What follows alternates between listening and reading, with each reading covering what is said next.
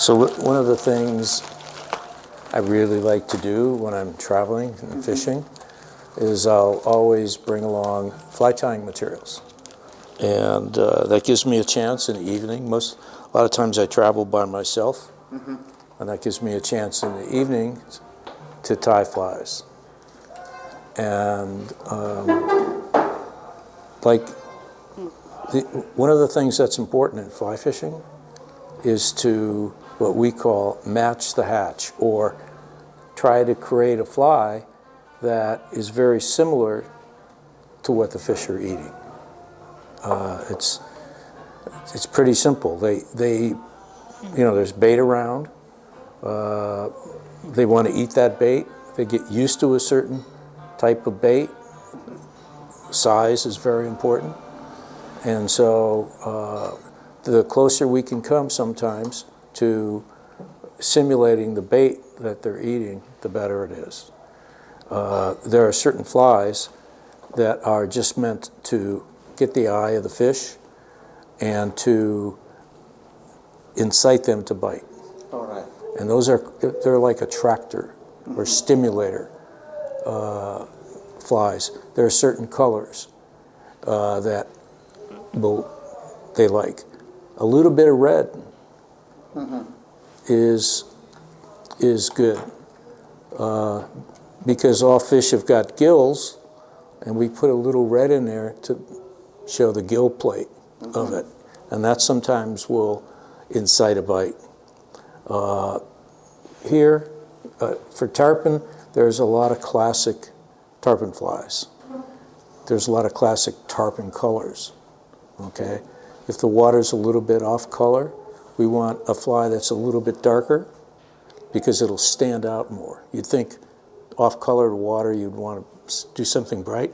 Just the opposite. We want contrast, okay? So what the colors I'm going to use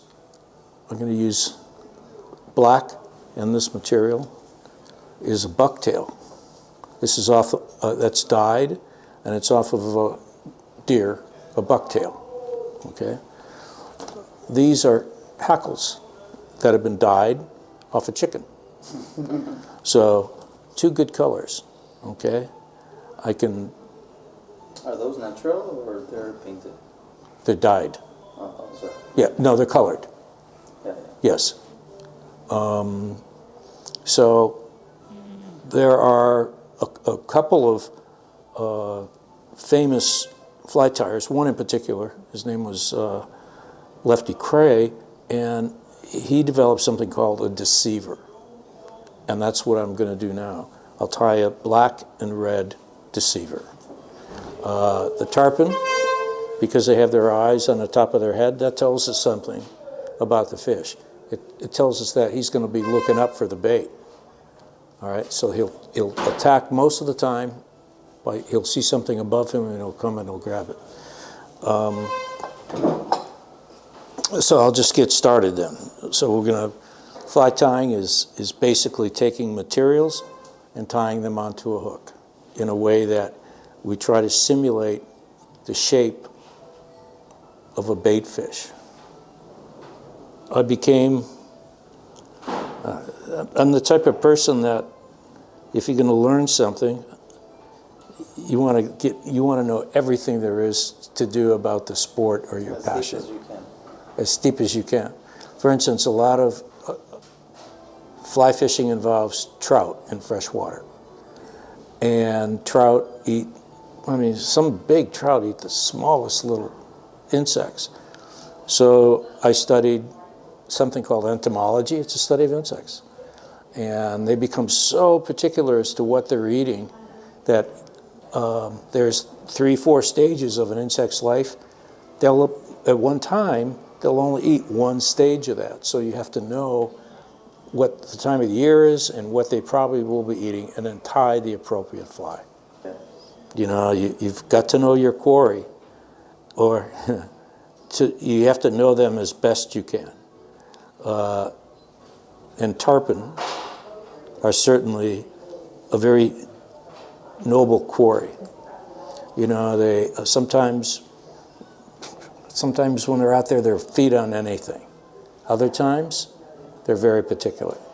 You just never know.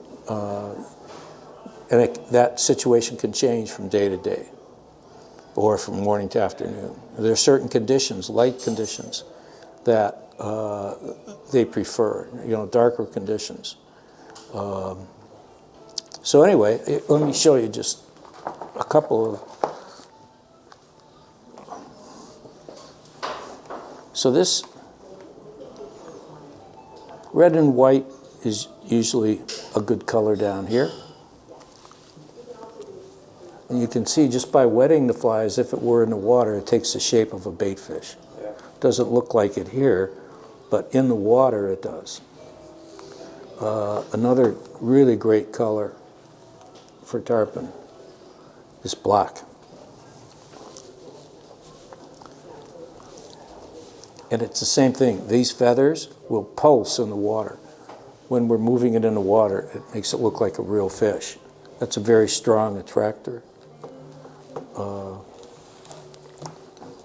One of the great guides that here at the lodge,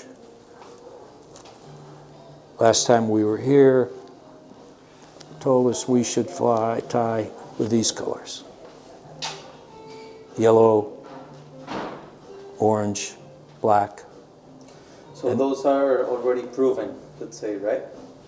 The guides will know, and the guides down here in particular, I mean, what they can see in the water is phenomenal. I truly mean that. They just can, it's like they can look through the water, 4 or 5 feet and see a fish and tell you what kind of fish it is. I don't even see. They go, you see that fish? And I say, no. But you gotta trust him, right? Well, they're always accurate. Yeah, trust them, yeah. Best thing you can do as a fisherman down here or anywhere is listen to the guide. I mean, they spend their life on the water as young men, and they grow up, and each time they grow out, they learn, so it's a learning experience for the guides, and it's a learning experience for the fishermen.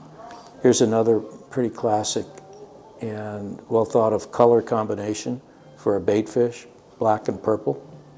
I have no idea why they like it, but experience has shown that they like that color combination.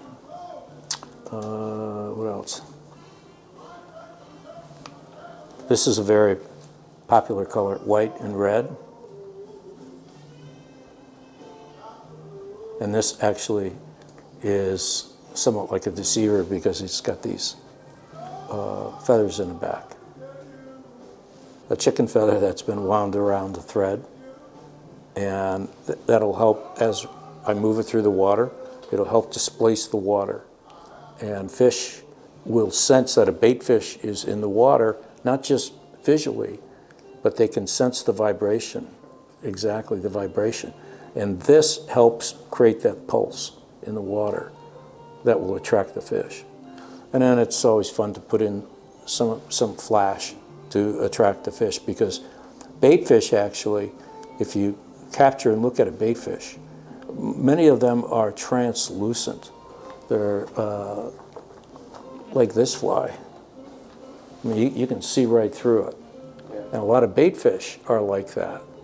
But you look at it closely, and it's got the colors of the rainbow in there. You can see pinks, blues, greens, and just a myriad of colors. And so sometimes I'll leave them uncolored like this, and then when I see the bait, I'll take a pen and I'll color it so it looks just like the bait fish. Also, if the bait fish, I tie these a little bit long, so if the bait fish is smaller, I can do this on the boat because I always have scissors with me. The guide says, that's too big. I'll go, I can fix that.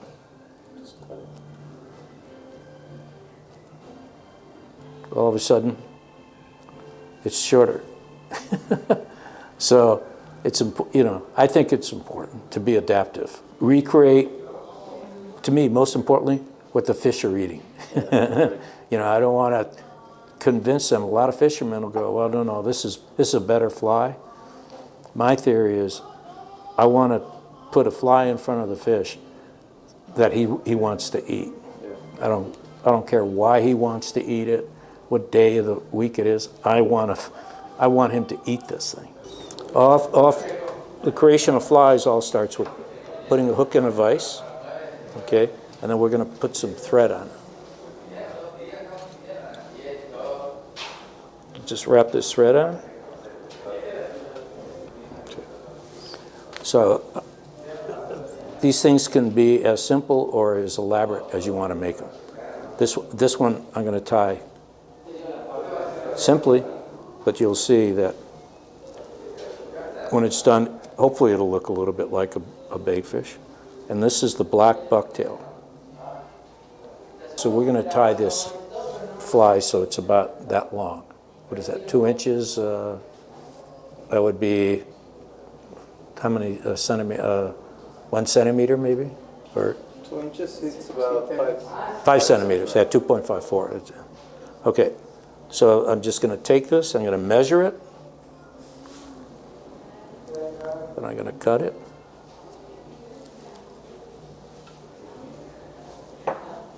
Set it on top of the hook,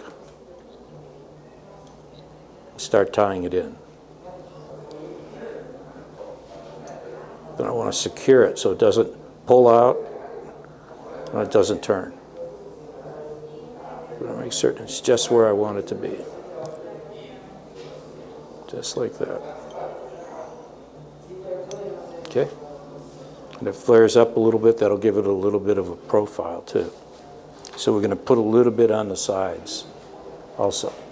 But before I do that, now might be a good time to put some flash in. And once again, they like the color red. These are all artificial materials.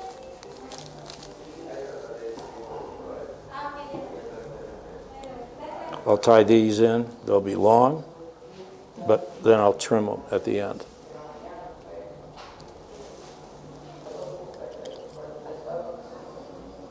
Tie some on this side.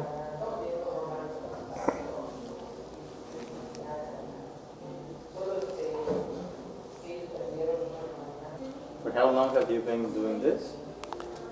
Oh gosh, probably 20 years. I started out with insects, little mayflies, because I used to be a trout fisherman. And I didn't do this kind of fishing, saltwater fishing, for years. Because it takes, there's something unique about this saltwater fishing. The casting can be more challenging. You have longer casts, the wind will play a factor, and that's wherever you go to fish salt water. Usually there's going to be wind. You know, it's just part of the game.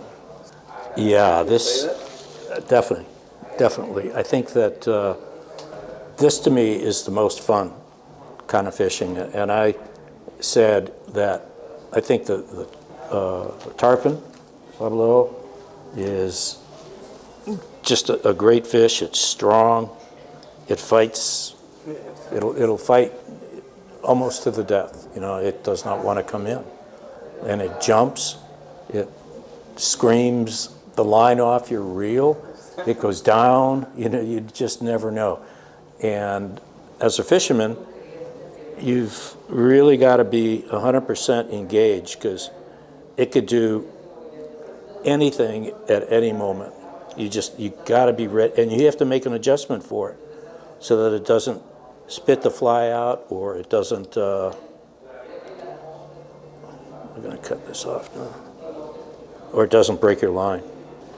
So now, just to make certain that the fly will endure, because if the fly is well made, you can catch more than one fish on it. I'm just going to put a little bit of glue here to secure everything down. Just like that.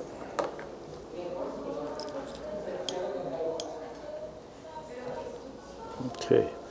Now I'm going to put some more on the side, because as a fish, you know, they're shaped a certain way where they're thin in the back. and they get a little bit larger as they go forward. So I'll just do that with black. Take out all this loose short stuff. So again, I'm going to measure it, cut it, tie it on. You tie yours, yeah? Yeah? He's taught me how to tie it, yeah. Yeah, she's a good tire, really good tire. Yeah. Yeah, in fact, the first thing she wanted to learn how to do was not fish, but to tie flies, because she loves crafts and working with her hands. And so we worked on tying flies, and then we would go casting together. And I took her fishing back in San Francisco Bay Area, and she just loved it. And we had a chance, I found this wonderful place, and I said, do you want to go? And being a new fisherman, she's a little hesitant, and I said, you go. At this, any chance you get a chance, anytime you get a chance to go fishing, go. This is going to be a little bit of red, as I mentioned on the other, for the gill plate. I'm going to put that down here. So she was, I think it's fair to say, a little bit anxious. Yeah. But that first trip was so good. And So your first time? This is Was number here? 4 for tarpon, yes. First, yeah, tarpon, yeah. yeah, well, I found this place, and I thought, this is, the fish are right there. This is a beautiful little hotel. The family runs it. And I said, I want to go back. I want to go back. And she was brave enough to come back with me. And she goes, look, I don't expect to catch any fish. Would you catch 13? Yes. On her very first trip? Okay. So this is going to be the body of the fly. Okay. We have some flash to get their attention. We have some red in there for gill plates. Now I want to put some colors on up front. We call it a collar. And that is going to be to help move water, get it to pulse a bit. So this, once again, is from a chicken. Is there, do I have black? I do, I think I got black in there or white. I'll just get a contrasting color. I think you have it out there. Oh, it's underneath your Okay. box right here. So I've just cleaned the base of the feather up because I'm going to tie it in. I don't know if you can see this. I'm going to tie it in using this stem.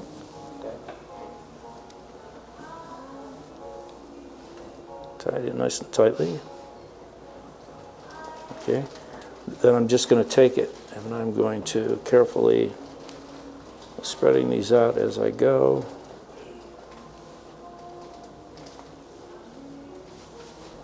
I have a bad habit of every time I go on a trip, I tie more flies, even though I don't need them. I gotta tie some flies. If it's well tied, you can use it multiple times. I'm sorry. So if a fish hasn't chomped on it, it's good. You can just put it back in a box, wash it off, dry it off, put it back in a fly box. Some fish will tear up a fly. They've got a lot of teeth. Tarpon can be sometimes rough on a fly because of all the head shakes and the strong fighters that they are. Did you find that other? It's right there. Oh, the white? All right, I'll just put this in just because it's here. I didn't see that. You can be you can be as creative as you want with this stuff. Or don't want. And sometimes the simpler the fly, the better it is. Well, nowadays with the internet, yeah, you can just order it online. Amazon. Usually you buy materials and that at specialty shops, fly shops. But fly fishing has become popular. You can get it almost everywhere. And really all you need is hooks. This is called a bobbin. And all it is to hold a spool of thread so that you can tie it on. A good pair of scissors. And then the materials. And you just take the thread, put the material on the hook, and you're set to go fishing. Like I said, there's a few patterns that are just a clouser, which was invented by a gentleman by the name of Bob Clouser. That's just a really renowned fly pattern.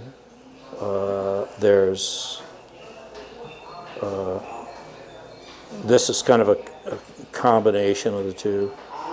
You don't have to stick with one pattern all the time. A deceiver. This is a whistler developed by a fellow from the Bay Area. His name was Dan Blanton. And they call it the whistler because these are eyes from a bead chain, and they whistle when you're casting back, supposedly. But just another baitfish pattern. How did you learn those patterns? Like nowadays, it's really easy.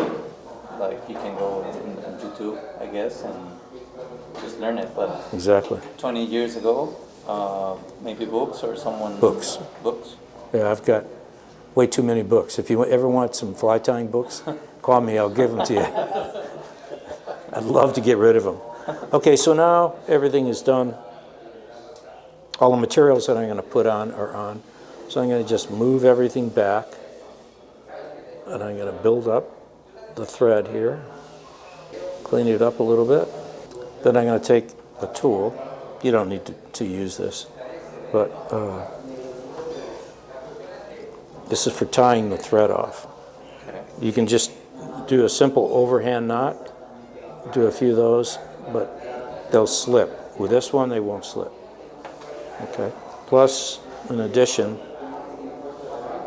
I'll end up putting some glue on top here. But just to show you the whole kit and caboodle, so to speak, I'm going to put on a couple of eyes. Some people think these are real important, other people think no. What do you think? It depends. Probably not. But I'm a fisherman. I buy stuff like this. You gotta try it, right? Gotta try it. And plus, sometimes it makes the fly look prettier. Not for the fish, but for me. So, so they sell a lot of material that's very expensive. Taught me how to tie flies with wig hair, which is very, very, you know, for $5 US, you can buy a lifetime supply. Will you try that fly today? This one? Yeah. I could, sure. Like I said before, these guys spend, you know, every day of their life on the water. They're going to know. The other thing is, I'll always ask the guide for a recommendation. But if, like this morning, we saw fish, I made a cast to the fish that I think was a pretty good cast. Made two casts that were, you know, the fish saw the fly. They didn't eat it.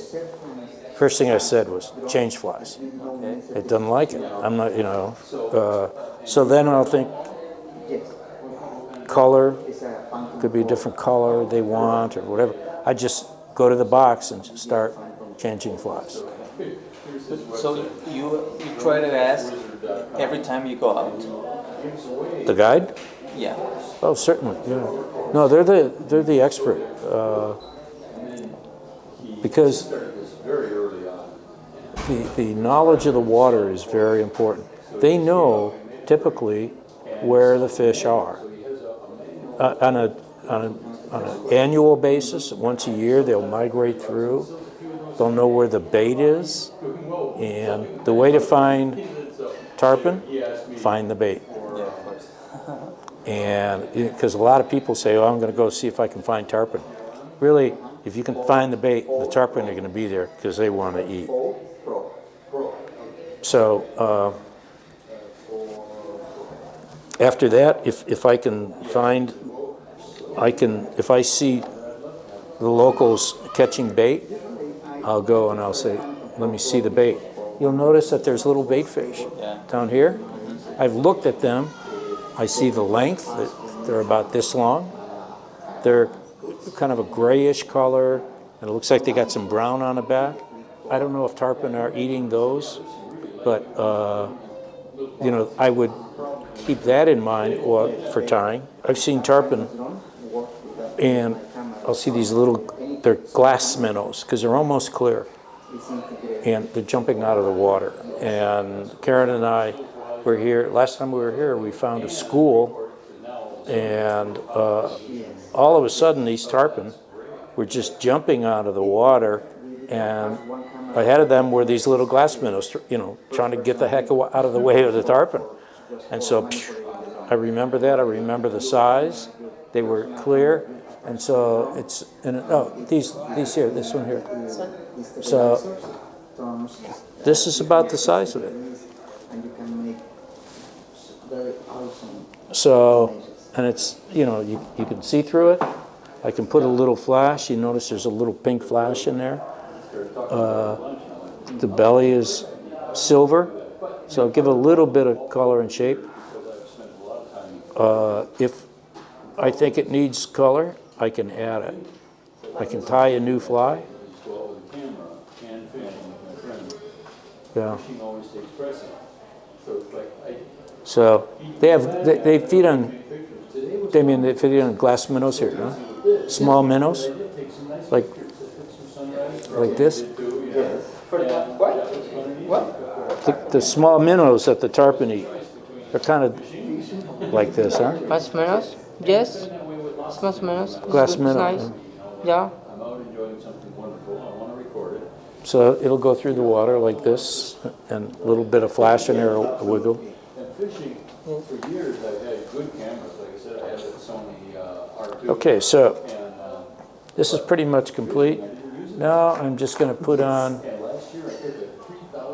a resin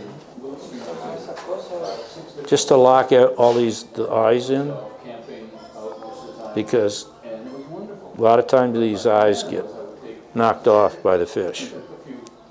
So I'm going to put this resin on, and this is an ultraviolet light, and it'll cure.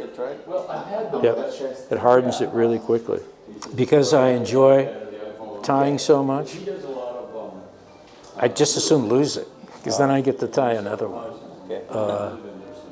And most of the time when I'm going fishing like this, I'll be by myself. And so at night, I'll come down and I'll tie flies.